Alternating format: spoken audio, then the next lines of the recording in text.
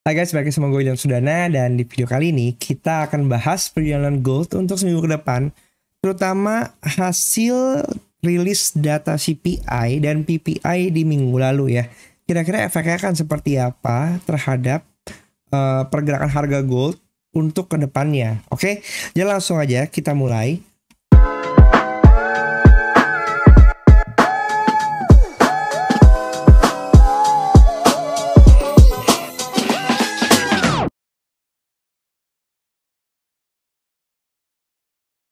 Kalau misalnya kita perhatikan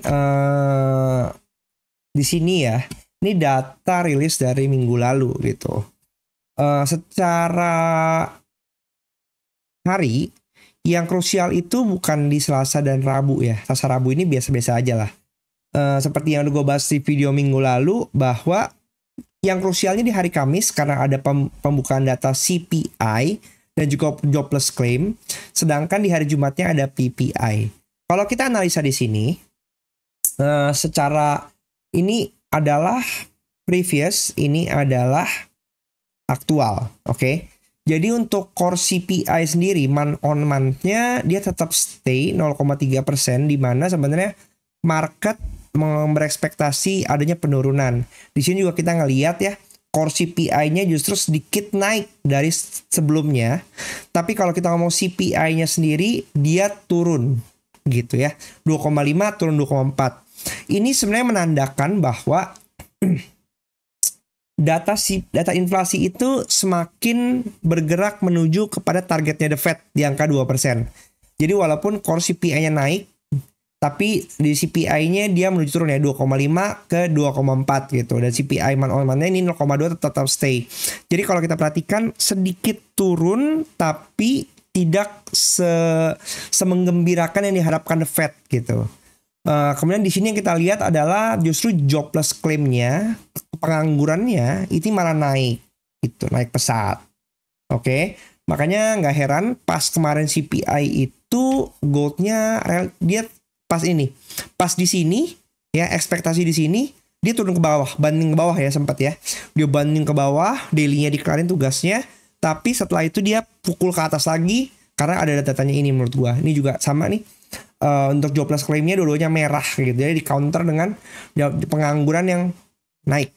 Kemudian untuk hari Jumatnya sendiri, kita perhatikan PPI ini juga sama, data yang menjadi acuan The Fed terhadap inflasi ya. Di sini PPI month-on-month turun. Kemudian core PPI-nya dia 0,3, dia sesuai dengan ekspektasi tapi dia juga turun. Gitu. Unemployment rate-nya di sini sebenarnya juga turun ya dibandingkan bulan lalunya. Oh tapi sorry Kanada deh, maaf. Nggak, jadi itu. Di sini Michigan Consumer Expectation-nya yang turun, ini juga turun. Makanya kemarin hari Jumatnya goldnya melesat ke atas. Jadi kalau kita perhatikan sendiri, ini kita bisa buang karena data secara keseluruhan ini hari Senin, Selasa, Rabu sesuai ya. Sebenarnya gini, kalau kita perhatikan di hari ini, nih di weekly candle-nya, dia itu unik. Kenapa? Karena instead of dia membuat busur ke atas, ya, dia justru malah langsung ngejar ke bawah ya. Oke, dia malah langsung ngejar ke bawah ya. Gitu. Dibuktikan dengan apa? Kita lihat daily-nya. Kita lihat daily-nya sendiri. Kita perhatiin ini adalah Senin, ini Jumat, Senin. Jadi dia sedikit kena pivot weekly, kemudian langsung turun ke bawah. Ya, sedikit kena ke bawah. Nah, setelah di hari Kamisnya, dia naik, dia ambil low-nya daily setelah tugasnya kelar, dia putar balik. Seiring dengan ini adalah HSH weekly, kemudian malah bablas closing weekly-nya itu malah biru ya. Nah, di sini menyisakan adanya shadow yang besar, menandakan buyernya masuk lagi kencang di sini, sehingga menutup weekly closing menjadi biru. Nah, ini yang membuat kita bisa membuat skenario kedua. Artinya apa? Karena kalau misalnya kalian ngikutin dari gue kemarin bilang kita bisa expect dia menuju ke 2585 ya di sini ya, nih yang biru ini ya. Tapi kalau kita tarik acuan di sini, pas pullback ke sini, maka kita lihat di sini 2602 ini sedikit deviasi 20 pip dari Fibo 618-nya itu udah disentuh. Maka kalau dia nge-reject di angka di sini, ini sangat valid dan fine. Oke. Nah, dari sini kita bisa susun. Kalau kita sekarang susun dengan secara timingnya lagi, kita lihat hari ini, minggu depan, ini tanggal 14 ya. Ini adalah minggu pertama, ini minggu kedua. Ini mulai masuk minggu ketiga, minggu keempat, minggu kelima. Maka dengan Oktober yang hukum jikanya up, kita bisa mengalami transisi untuk timing target monthly. Maka dengan kita bisa punya acuan timing target monthly, maka di sini kita bisa susun plannya bahwa yang akan terjadi minggu depan bisalah kira-kira seperti ini. Dia ngebusur weekly-nya, kemudian dia lanjut lagi ke atas. Oke, untuk melanjutkan pergerakan ke atasnya gitu. Dan kalau misalnya kita lihat acuan, sebenarnya di sini ya, kita ngelihat pivot monthly kita tuh masih ada di bawah sini ya. Ini masih jauh. Jadi kalau kita ukur dari 2585 sampai last low, itu ada sekitar 170 pip lagi. Tapi nggak dikunjungi, harga parket memilih untuk langsung kejar ke atas. Maka kita bisa asumsikan pergerakan strong buy-nya masih tinggi. Jadi kalau buat saya, nyari buy itu akan lebih enak dan nyaman instead of cari sell untuk jangka panjang dan mengharapkan ke 2585 gini.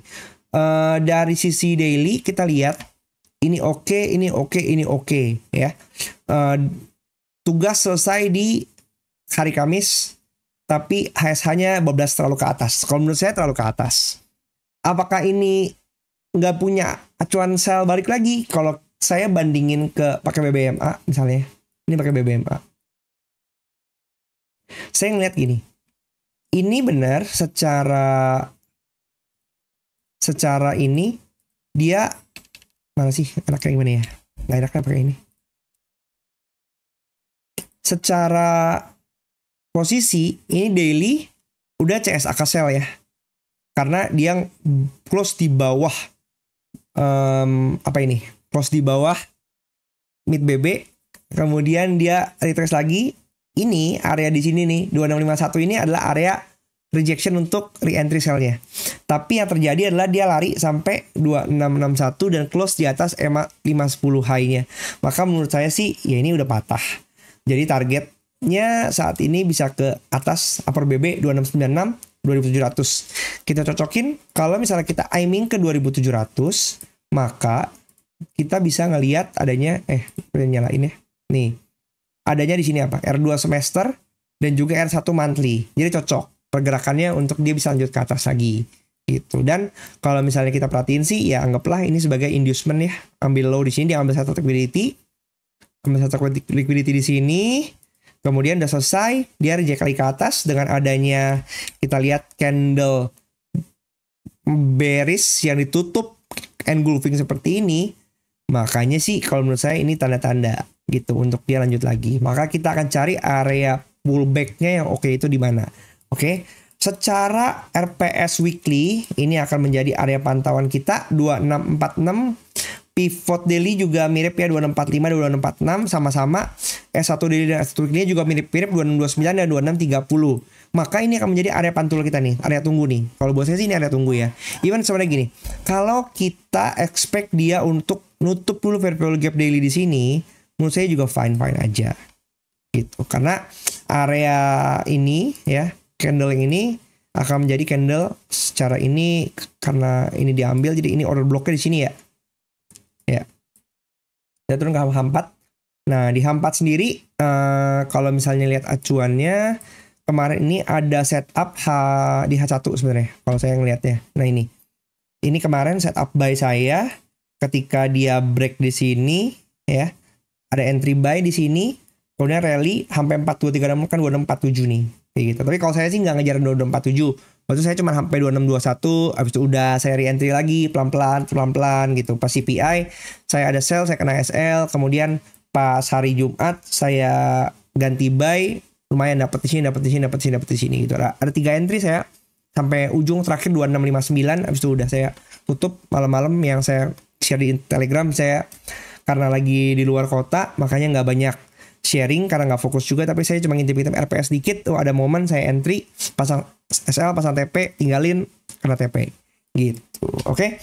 Nah, kalau misalnya kita lihat acuan di situ, kayak saya lihat H4 ini kita punya setup sebenarnya. Saya sih ngelihatnya H4 di sini ada base yang di break di sini, maka saya akan coba tarik di sini ya. Kemudian area entry kita mirip sebenarnya. 2631 is a good area ya. 2626 ini juga good area. Tapi kalau kita mau ngacu kepada RPS 2645, 2646 ini kita pantau dulu. Pas di sini juga ada base ya. Di sini ada rally base rally walaupun ini nggak fresh, mungkin sekali lagi dikunjungi masih bisa memantulkan ke atas. Maka kalau misalnya kita mau coba untuk entry di sini, untuk balik lagi ke sini, lihat ini masih 100 pipan. Ya kan, 2644 sampai 2654 ini bisa banget nih gila untuk dikunjungi gitu. Atau kalau misalnya mau target dari 2644 sampai ke atas ke HB daily udah berapa? 176 pip ya. Untuk kita bisa timingnya dari pivot sampai R1 aja berapa? Udah 200 pip ini. Gitu. Jadi lumayan gede. 187 pip lah pivot weekly juga.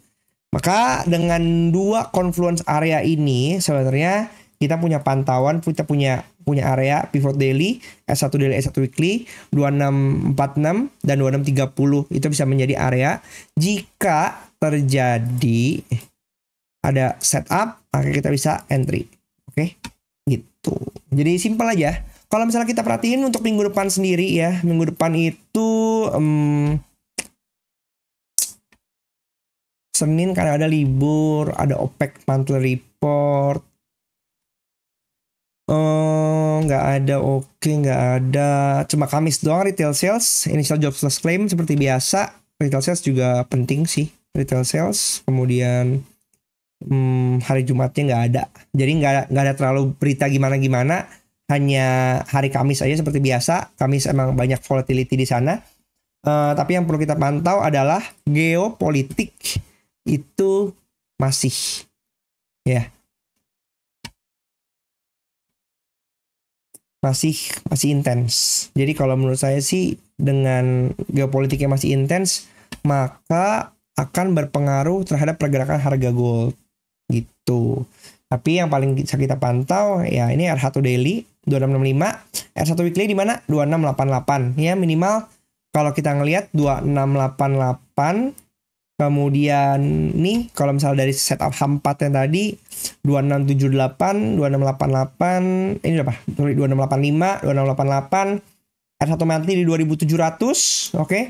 2618 2724. Jadi pergerakan masih kecenderungannya tinggi ke atas ya. Kalau misalkan kalian dapat setup sell untuk dia koreksi, silakan entry aja. Selama kalian tahu batas-batasnya.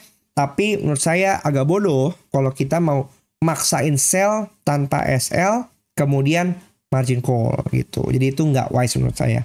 Kalau trading selalu batasi dengan resikonya. Jangan coba untuk ngejar sesuatu yang maunya untung tapi nggak mau buntung gitu. Karena namanya trading pasti ada rugi, pasti ada untungnya. Gimana cara kita bisa maintain keuntungan kita adalah dengan kita membatasi kerugian kita. Sehingga kalau misalnya salah, kita bisa start netral lagi, start fresh lagi, sehingga nggak maksain point of view yang salah, tapi kita ganti strategi kita dengan posisi yang dari nol lagi, sehingga kita bisa berpikir dengan lebih jernih. Oke, yaudah segitu aja buat video kali ini. Buat kalian yang pengen belajar tentang Kopta, kalian bisa mampir ke channel gue yang ini ya. Trading Style Maker Kopta, semuanya belajar di sini. Kemudian untuk member only videos, live juga akan ada di sini. Dan tinggal sesimpel klik join. Hai guys. Kemudian join level 2 exclusive content untuk menikmati konten-konten tersebut. Kemudian buat kalian juga yang mau menggunakan broker ZFX, kalian bisa klik linknya di video description. Nanti setelah kalian deposit, gue akan invite kalian ke grup khusus sesama teman-teman yang menggunakan ZFX juga. Invitation di mana? Kalian cek email kalian masing-masing. Oke? Jadi Sekian untuk video kali ini. Jangan lupa untuk di-share dan tulis juga pandangan kalian. Kira-kira gold minggu depan akan kemana dan terbang sejauh apa. Dan di mana kira-kira area entry kalian yang kalian sudah analisa juga. Dan bisa membantu supaya teman-teman juga bisa berpikir dan belajar. Oke? Sampai jumpa di video selanjutnya. Jangan lupa di subscribe. Bye-bye.